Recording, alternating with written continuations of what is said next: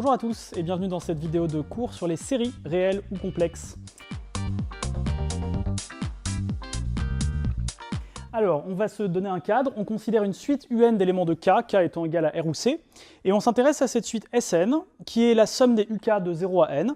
Cette suite-là, on va l'appeler la suite des sommes partielles associées à U. Alors d'abord, pour comprendre, pourquoi on appelle ça une suite de sommes partielles? Eh bien parce que, d'abord, c'est bien une suite, à tout entier n, on définit un nombre Sn, et il s'agit d'une suite constituée de sommes partielles. Par exemple, S1, c'est U0 plus U1, S2, c'est U0 plus U1 plus U2, et de façon générale, Sn, c'est U0 plus U1 plus U2 plus Un. La question centrale à laquelle on va s'intéresser dans ce cours, c'est est-ce que cette suite Sn converge ou diverge? Une fois que cette suite Sn sera convergente, on s'intéressera à la limite de cette suite, et on va pouvoir travailler ensuite sur divers éléments qui sont liés. Alors d'abord, un petit peu de vocabulaire.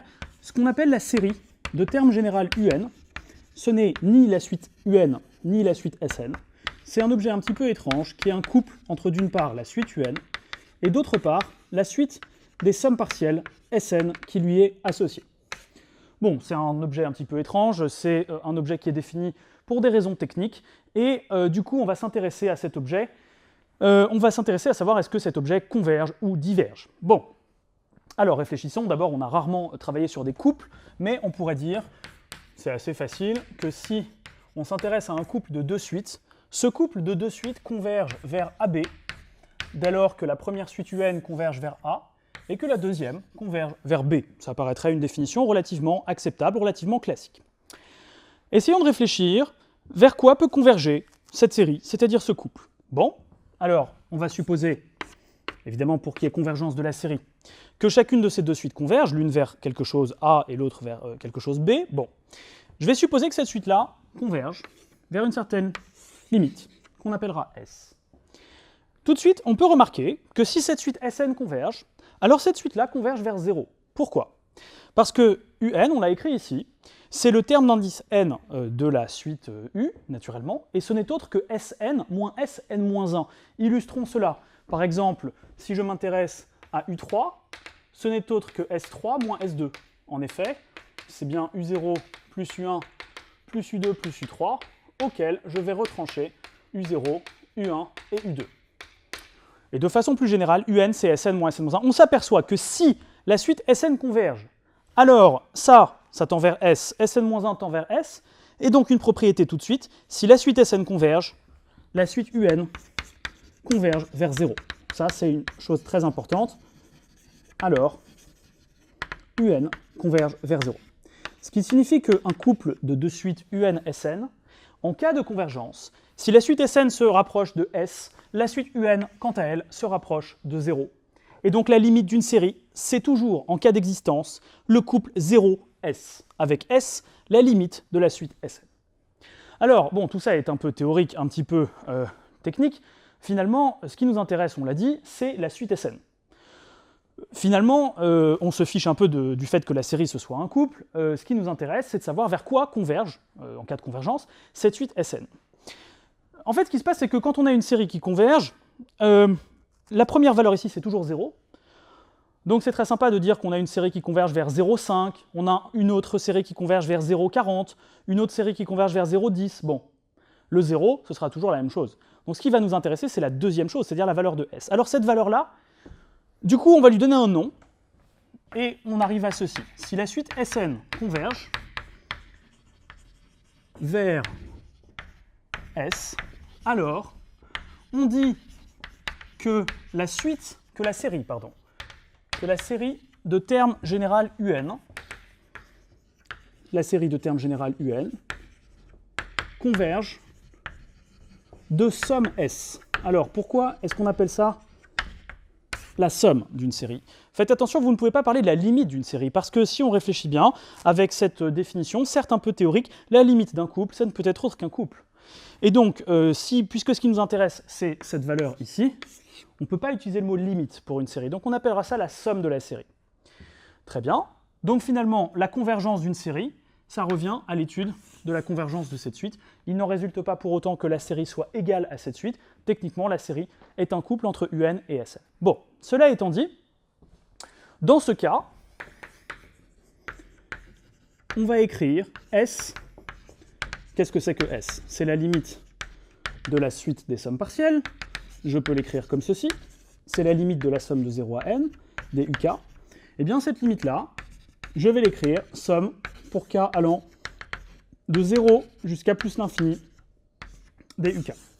Et cette notation, c'est donc la somme de la série, c'est la limite de la suite des sommes partielles, c'est-à-dire la limite de la suite Sn, si et seulement si cette suite-là converge. Alors finalement, deux cas de figure se présentent.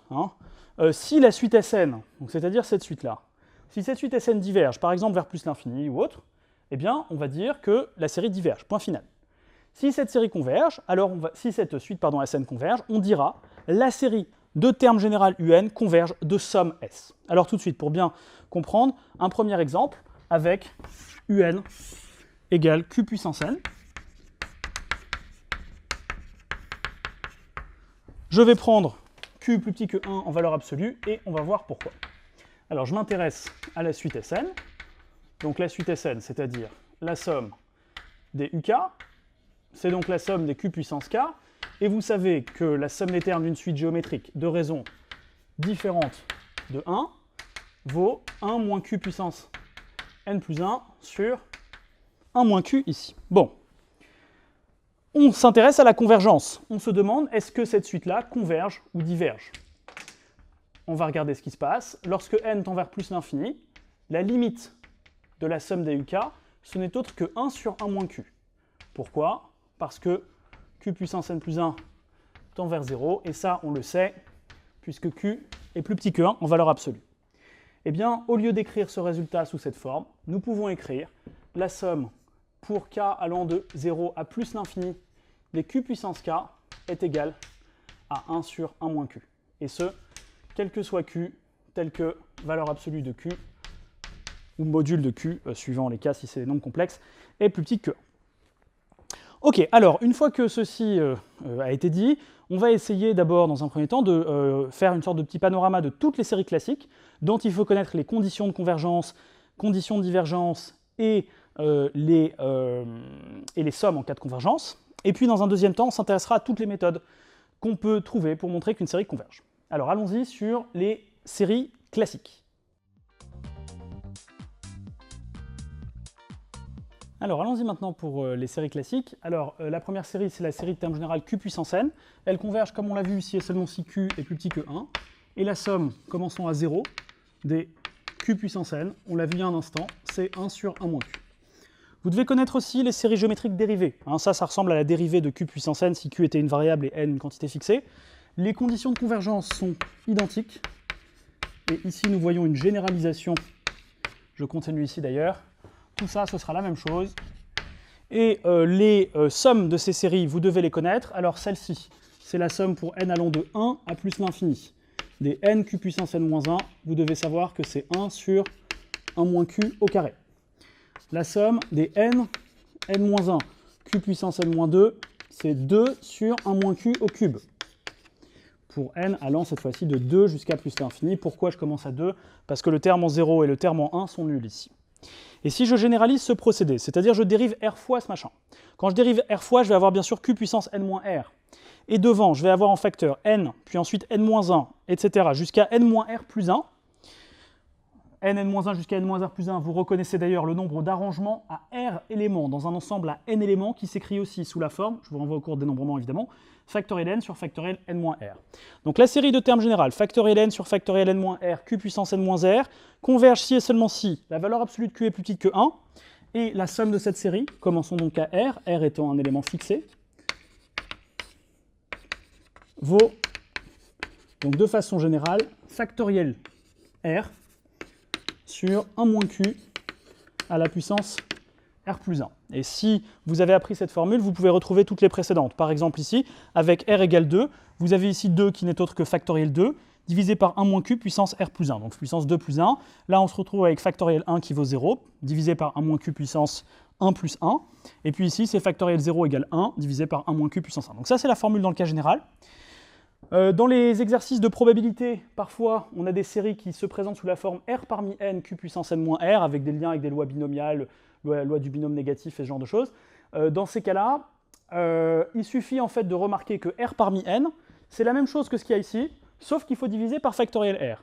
Et on a le droit de le faire, j'en ai pas parlé tout à l'heure, mais lorsqu'une série converge, lorsque la série de termes généraux UN converge, quand on multiplie tout ça par une constante, eh ben la série va rester convergente. La somme sera multipliée par cette constante, par 3, par 4 ou autre. Ici, la constante, c'est 1 sur factoriel R. Donc en fait, c'est exactement le même résultat, simplement on divise par factoriel R. Donc ce sera 1 sur 1 moins Q puissance R plus 1. Voilà pour toutes les séries géométriques classiques. Il faut les connaître parce qu'il y a des liens ici avec des calculs d'espérance et de variance pour des variables aléatoires, notamment suivant des lois géométriques, des lois de Poisson. Donc il faut faire attention à ça, les lois géométriques surtout en l'occurrence. Voilà, il faut bien connaître bien sûr ces formules. Passons maintenant à la série de termes généraux x puissance n sur factoriel n. Celle-là converge toujours. Et la somme de cette série, commençant, faites attention, à 0, est égale à exponentielle x. Ok ? Donc ça marche tout le temps, ça converge vers exponentielle x. On pourrait dire que c'est la définition d'une exponentielle d'ailleurs. Bref, donc ça, vous allez vous en servir par exemple pour les variables aléatoires suivant une loi de Poisson. Je ne sais pas si vous avez déjà fait ça, mais pour ceux qui ne l'ont pas encore vu, je réexplique ce que ça voudrait dire. X suit une loi de Poisson, si et seulement si x prend ses valeurs dans grand N, et si et seulement si quel que soit k appartenant à grand N, P de x égale k égale exponentielle moins lambda, lambda puissance k sur factoriel k. Eh bien, ce qu'on peut vérifier pour une variable aléatoire, c'est que la somme des probabilités fait 1. Or, si nous sommons ces probabilités sur grand N, nous sommes en train de sommer tout ceci pour k allant de 0 à plus l'infini. Est-ce qu'on a le droit de le faire? Normalement oui, puisque c'est la somme des probabilités d'une variable ayant pour support grand N, donc normalement ça devrait faire 1, et on peut le vérifier puisque la somme des lambda puissance k sur factoriel k fait exponentielle lambda, on l'a vu ici, exponentielle lambda qui est évidemment multipliée par e de moins lambda fait 1. Okay, donc ça peut être intéressant, notamment pour ces variables-là. Enfin, la série de termes généraux 1 sur n puissance alpha, ça s'appelle les séries de Riemann, je vais le noter ici, série de Riemann avec 2n à la fin, ça c'est les séries exponentielles, et tout le reste c'est les séries géométriques dérivées. Donc une série de Riemann, ça converge si et seulement si alpha est plus grand que 1, et puis la somme, on ne la connaît pas forcément par cœur, donc ce n'est pas forcément la peine de la donner. Alors, je voudrais revenir sur la notion de série de Riemann. Pourquoi est-ce qu'une série de Riemann converge alors qu'une série géométrique... Pourquoi une série de Riemann peut diverger, par exemple, quand alpha égale 1, et converger quand alpha vaut 2? C'est intéressant d'essayer de comprendre d'où ça vient. Alors d'abord, avant de faire ça, je voudrais illustrer le principe d'une série pour une série géométrique. On va prendre cette feuille de papier, qui vaut 1, parce que ça fait une feuille. On va essayer de comprendre pourquoi une série géométrique converge. Je vais prendre une série géométrique de raison 1,5. Donc là, je me retrouve avec U1 égale 1,5. Je vais découper ce qui me reste en deux parties égales, en essayant de faire les choses proprement, et je vais me retrouver avec, évidemment, la valeur de U2, dans cet exemple, qui vaut 1,5 au carré. Et puis, je vais continuer ce processus plusieurs fois. Je vais avoir ici 1,5, donc là, évidemment, un quart divisé par 2, ça fait 1/8. Donc 1,5 multiplié par 1,5 puissance 3, 1,5 puissance 4, etc. Alors, qu'est-ce qu'on voit apparaître? Qu'on se comprenne bien sur pourquoi je fais ça. Je suis en train de regarder si la série de termes généraux somme des 1,5 puissance k converge ou pas. Et pour ça, je vais m'intéresser à la suite de somme partielle. Je vais commencer à 1 parce que ça m'arrange de commencer à 1 pour ce qui nous concerne. Qu'est-ce que j'ai ici? U1, U2, U3, U4. Là, j'ai la somme partielle, j'ai S4. Okay, et de façon générale, on peut dire que ici j'ai Sn, c'est-à-dire j'ai la somme des termes jusqu'à n. Et on comprend que si on continue le processus jusqu'au bout, eh ben ça ne va jamais s'arrêter. Cette suite Sn, d'abord elle va être croissante, parce que les termes sont positifs, j'ajoute des termes positifs, donc ça augmente, c'est une suite qui est croissante. Mais on sait très bien qu'on ne va jamais dépasser une feuille de papier avec mon système, puisqu'à chaque fois je prends ce qui me reste, je coupe en deux, et j'ajoute ça à ma somme partielle. Ce qui veut dire que cette suite de sommes partielles, non seulement elle va être croissante, mais elle va être majorée par 1, puisque je ne vais pas pouvoir dépasser ma feuille. Donc si elle est croissante et majorée, elle va converger. Maintenant, vers quoi est-ce qu'elle va converger? On peut se douter que si on continue le processus jusqu'à la fin, elle va converger vers 1. Donc ça, on pourrait le démontrer, bien sûr, avec le résultat du cours, ça va fonctionner. Je voudrais m'intéresser à ce que j'ai ici. Qu'est-ce que c'est ce qu'il y a là?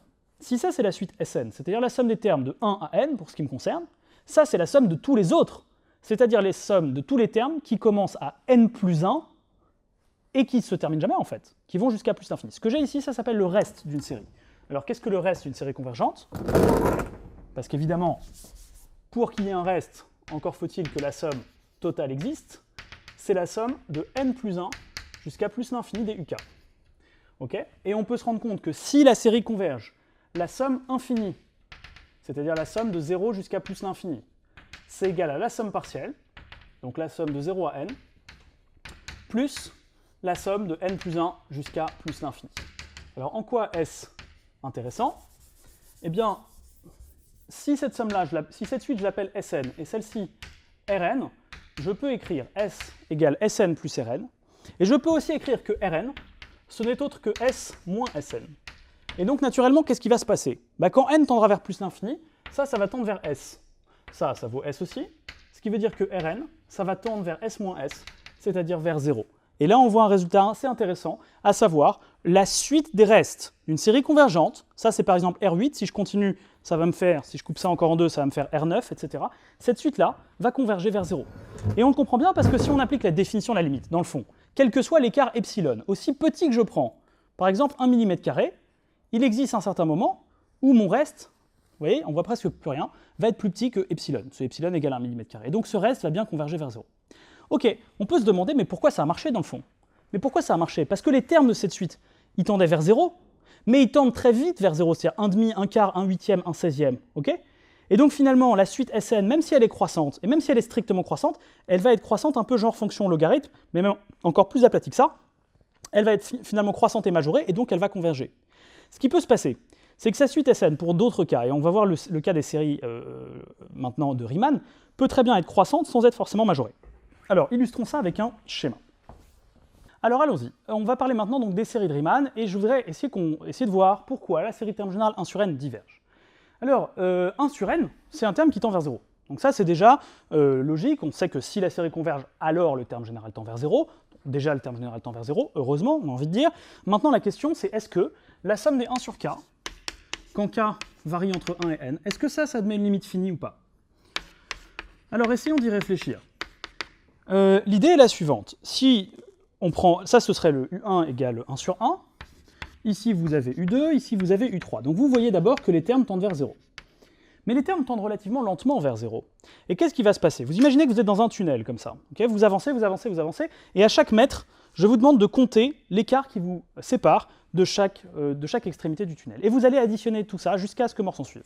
D'ailleurs, ça va finir par une mort normalement, parce que le tunnel se rapproche de 0. Mais on va imaginer que vous êtes une particule sans masse, etc. Enfin bref. Bon, donc on va additionner tout ça. Qu'est-ce qui va se passer? Vous allez additionner des quantités positives qui vont être de plus en plus petites, mais qui tendent quand même relativement lentement vers 0. Et si on regarde un petit peu l'allure de la suite des sommes partielles, parce que là on a dessiné pour l'instant la suite UN, ça ce serait la valeur de S1. S1 c'est égal à U1. Je vais rajouter cette valeur-là qui est U2, donc je vais arriver ici à S2. Je vais rajouter la valeur U3, donc je vais arriver ici à S3. Je vais encore une fois rajouter la valeur U4. J'arrive à S4, etc. Et je continue comme ça ce processus sans jamais m'arrêter. Et qu'est-ce qu'on voit apparaître? Eh bien, même si cette suite-là, même si les termes sont de plus en plus petits, il n'en reste pas moins que la suite Sn, même si elle est de moins en moins croissante, un peu à l'image d'une fonction concave, va peut-être tendre vers plus l'infini tout de même, exactement à l'image de la fonction logarithme.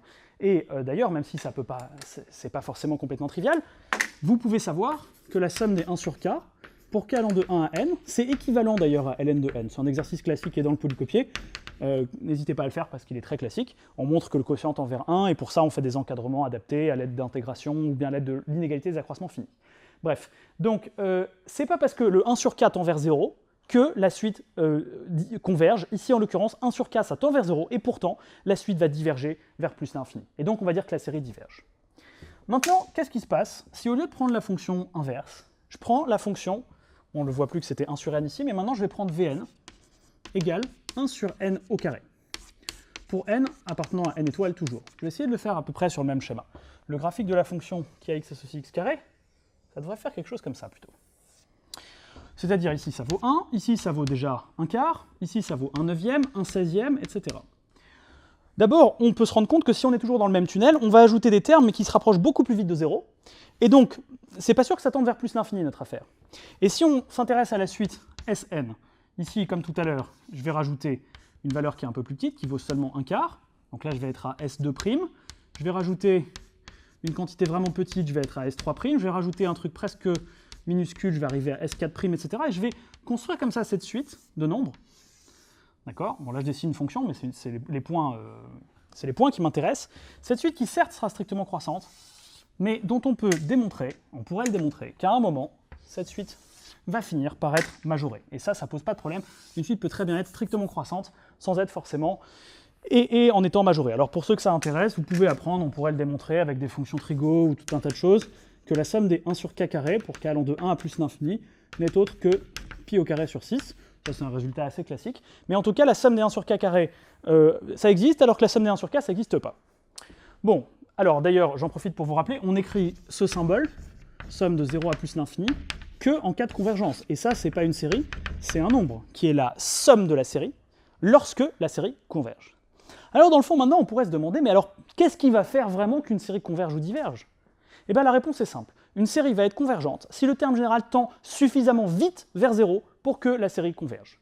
Et à l'inverse, si le terme général tend vers 0 trop lentement, la série va être divergente. C'est la raison pour laquelle on arrive à une nouvelle méthodologie pour savoir si une série converge ou diverge. Et ce sont les critères de comparaison des séries à terme positif. Alors les critères de comparaison des séries à terme positif nous disent que si UN est un petit taux de Vn, c'est-à-dire si UN est négligeable devant Vn. Si la série de termes général Vn converge, alors ça c'est juste une abréviation pour dire la série, alors la série de termes général UN converge également. Ceci est valable si UN est un petit taux de Vn, ceci est valable aussi si UN est plus petit que Vn, je vais mettre APCR, abréviation de à partir d'un certain rang. Essayons de comprendre pourquoi. Réfléchissons. Je vais prendre Vn égale 1 sur n carré. Déjà, la série de termes général Vn converge. Ça veut dire que déjà, les termes Vn, ils tendent très vite vers 0. Si Un, c'est négligeable, c'est-à-dire que c'est encore plus petit, bah évidemment, si vous prenez un Un qui est complètement négligeable par rapport à 1 sur n carré, je pense à 1 sur n au cube par exemple, bah votre 1 sur n au cube, il va être beaucoup plus petit quand n est très grand. Alors les premiers termes, on s'en fiche un peu, c'est ce qui se passe quand n est très grand qui nous intéresse. Et si les termes sont beaucoup plus petits, en restant positif, parce que sinon il pourrait être très grand négativement, si je peux dire, et ça veut dire que les termes vont être extrêmement petits, et du coup la série va être convergente également. Ok. Ceci va être valable pour UN égale petit taux de Vn, ce sera valable aussi pour UN inférieur ou égal à Vn, même si ça marche que à partir d'un certain rang n0. Autre point intéressant, si UN est équivalent à Vn,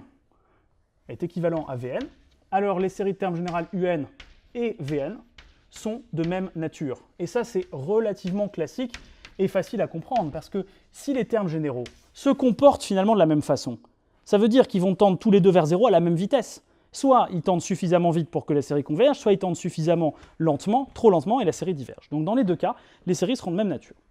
Ok, alors ça nous donne maintenant une nouvelle méthode pour montrer qu'une série converge, c'est un petit taux, ou montrer que c'est plus petit, que le terme général est plus petit que le terme général d'une série convergente. À cet égard, je vous précise 3 points.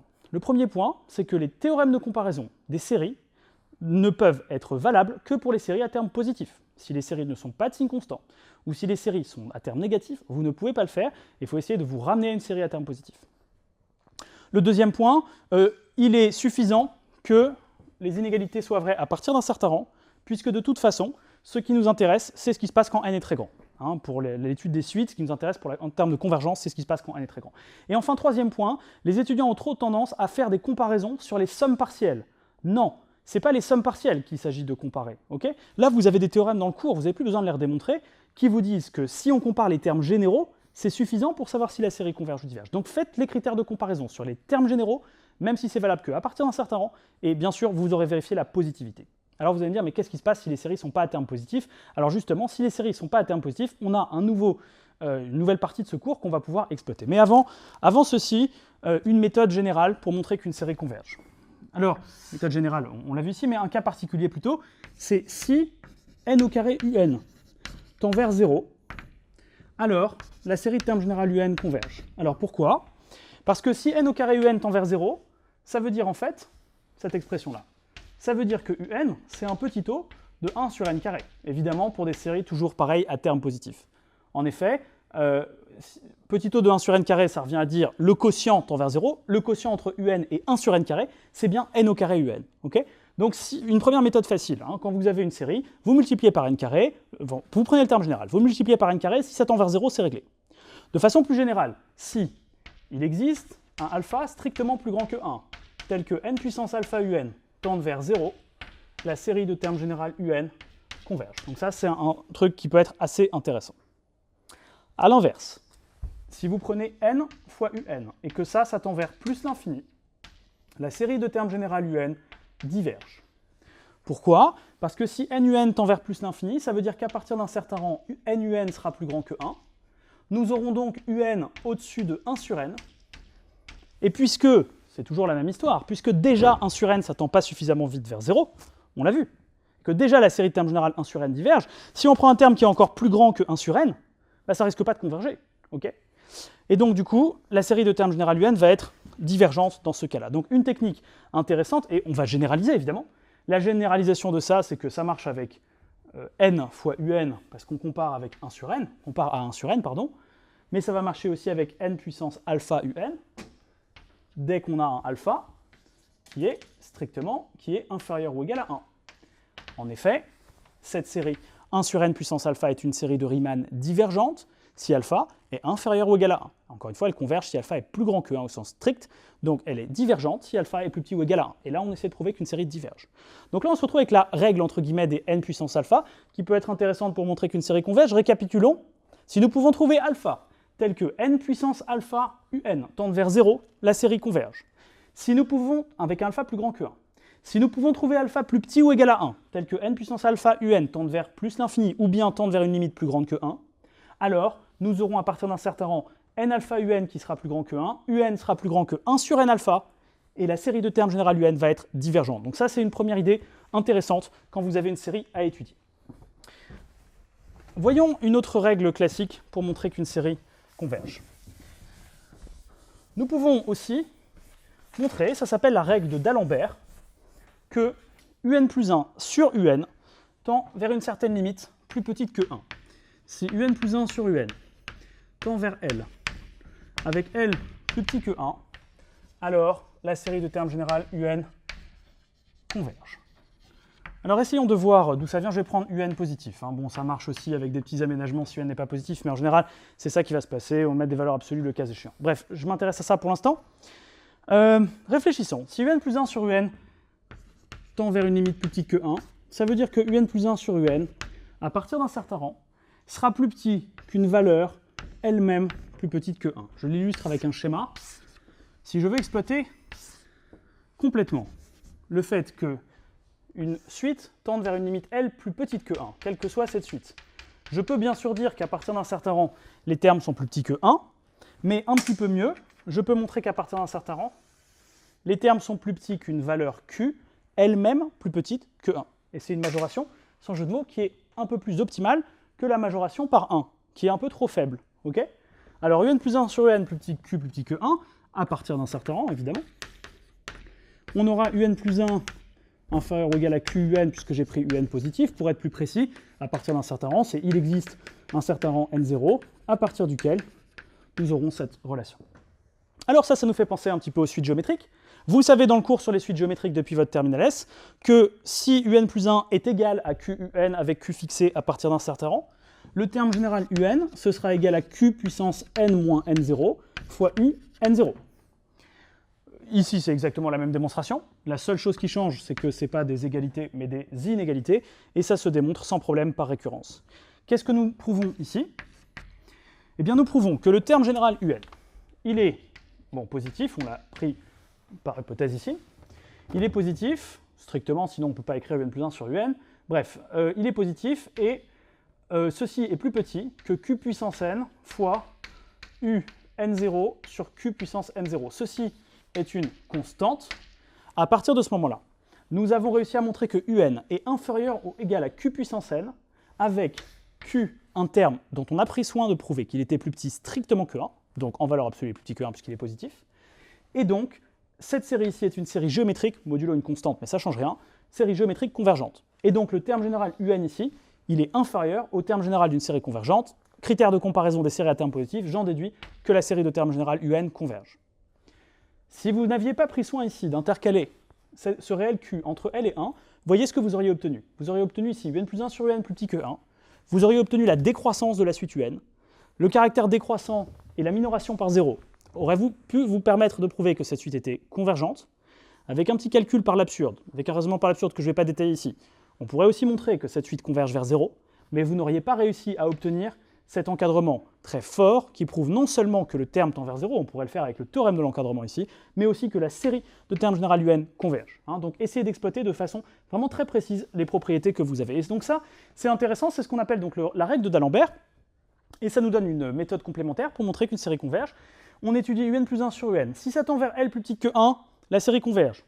Vous vous en doutez, si ça tend vers une limite L plus grande que 1 au sens strict, alors on va pouvoir mettre des inégalités dans l'autre sens, et le terme général va être plus grand que le terme général d'une série divergente. Et le terme ne va même pas tendre vers 0, donc ça réglera le problème. Si UN plus 1 sur UN tend vers une limite L plus petit que 1, la série converge. Si UN plus 1 sur UN tend vers une limite plus grande que 1, la série va être divergente. Et évidemment, le cas limite, c'est si UN plus 1 sur UN tend vers 1, et bien là, on ne peut pas conclure. Ça arrive aussi de temps en temps. Ce critère peut être utile, si par exemple vous prenez la série exponentielle, si vous voulez redémontrer sa convergence pour je ne sais quelle raison, et ben vous faites le calcul, UN plus 1 sur UN plus 1 sur UN, il va vous rester, qu'est-ce qui va vous rester? Il y aura un X qui va vous rester, et on aura X sur N plus 1, en l'occurrence. Ça va tendre vers 0, 0 c'est plus petit que 1, d'après le critère de D'Alembert, la série converge. Donc c'est quand même extrêmement pratique sur tout un tas de séries. Alors évidemment, tout ça c'est très sympathique, mais les séries ne sont pas toujours classiques, elles ne sont pas toujours à terme positif, on ne peut pas toujours appliquer D'Alembert, et on ne peut pas toujours comparer facilement à une série de Riemann. Alors qu'est-ce qu'on fait quand on est bloqué, qu'on ne peut faire rien de tout ça? Alors on va déjà regarder ce qui se passe quand la série est à terme négatif. Ici c'est très simple, si la série est à terme négatif, vous mettez un signe moins, vous revenez à une série à terme positif évidemment en faisant ça, vous appliquez tout le cours, vous montrez que la série de termes général moins UN converge, et puis vous remettez votre signe moins, et ça fonctionne aussi. Parce que si une série converge, la série de termes général lambda fois le terme général converge aussi avec, en ce qui concerne la somme, il y aura un facteur lambda supplémentaire, mais ça ne changera pas la convergence ou la divergence. Voyons maintenant ce qui se passe lorsque nous avons des séries qui ne sont pas à terme positif, ni à terme négatif, mais qui sont de signe non constant.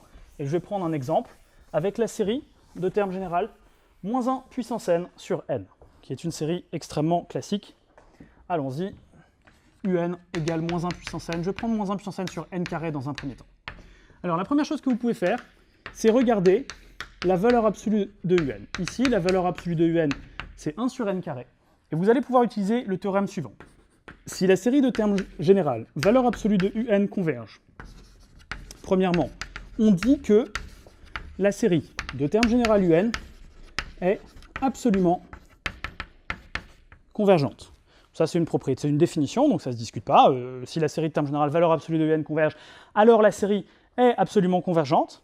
Et en ce qui concerne les séries réelles, les séries complexes, ça va marcher aussi, et plus généralement, les séries de n'importe quel espace vectoriel normé complet, eh bien, vous pourriez prouver que si la série de termes général, valeur absolue de un converge, alors, propriété, si la série est absolument convergente, alors la série de termes général un est convergente. Ok?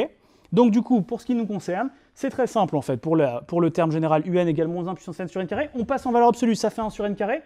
La série de termes général, valeur absolue de un converge, série de Riemann avec alpha plus grand que 1 au sens strict. Donc cette série est absolument convergente, et donc convergente, fin de l'histoire. Alors évidemment, ce qui peut se passer, c'est que vous preniez une série telle que, en valeur absolue, ça vous donne le terme général d'une série divergente. Alors à ce moment-là, vous ne pouvez pas conclure. Faites attention, ce n'est pas parce qu'une série n'est pas absolument convergente qu'elle n'est pas convergente. Dans ce cas, vous avez d'autres théorèmes qui peuvent intervenir. Ça s'appelle le critère spécial des séries alternées. Ce critère nous dit la chose suivante. Si un s'écrit sous la forme moins 1 puissance n fois an, avec la suite an, qui est, il faut apprendre ces conditions par cœur, décroissante, positive et de limite nulle. Donc je répète, si le terme général s'écrit sous forme moins 1 puissance n an, avec une suite an décroissante, positive et de limite nulle, alors la série de termes général un converge. C'est un résultat qui est très classique, on peut l'appliquer tout de suite à notre exemple. Ceci n'est autre que moins 1 puissance n fois 1 sur n. 1 sur n est une suite décroissante, positive et qui tend vers 0. Donc directement, d'après le critère spécial des séries alternées, la série de termes général un converge.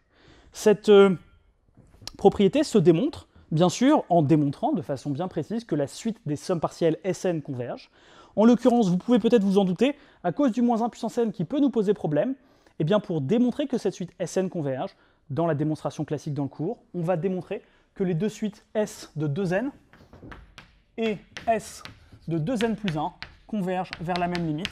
Et pour cela, nous montrerons, vous pourrez essayer de le montrer si vous le souhaitez, c'est un résultat qui est très classique, dans plein de démonstrations, vous pourrez trouver ça dans n'importe quel livre, dans nos polis aussi évidemment, vous pourrez démontrer pour cela que ces deux suites-là sont adjacentes. Okay, si maintenant, vous n'êtes pas en présence du critère spécial des séries alternées, que votre série n'est pas de signe constant, qu'elle n'est pas absolument convergente, alors à ce moment-là, évidemment, vous n'avez pas de méthode directe.